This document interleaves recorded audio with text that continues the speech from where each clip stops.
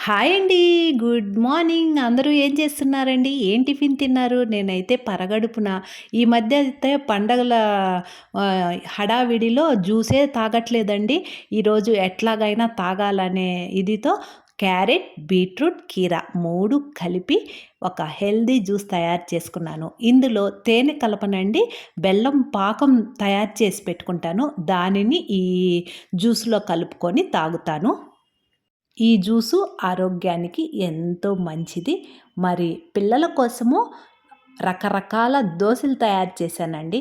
ముందుగా ఎన్ని దోసలు రకరకాలు చేసినా ప్లెయిన్ దోస మాత్రం కంపల్సరీ ఒకటి తినిన తర్వాతనే ఏదైనా తినాలనే కండిషన్ అండి. అందువలన ముందుగా అయితే చక్కగా కరకరలాడే ప్లెయిన్ దోస ఒకటి, ఆ తరువాత దోస 2 వైపులా చక్కగా కాలిన తరువాత ఎర్రకారం వేసి, అర స్పూను నెయ్యి వేసి ఇలా కాలిస్తే నెయ్యి కారం దోస రెడీ.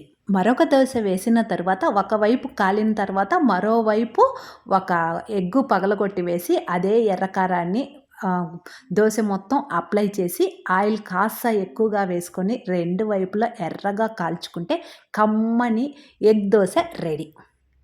మధ్యాహ్నం లంచ్ బాక్స్‌కొచ్చి బఠానీ, క్యారెట్, కాలీఫ్లవర్, పొటాటో, క్యాప్సికమ్ అన్ని కూరగాయలు కలిపి అల్లం వెల్లుల్లి పేస్ట్ వేసి కర్రీ తయారు చేశానండి. ఇది అన్నంలోకి బావుంటుంది. చపాతీలోకి కూడా సూపర్‌గా ఉంటుంది.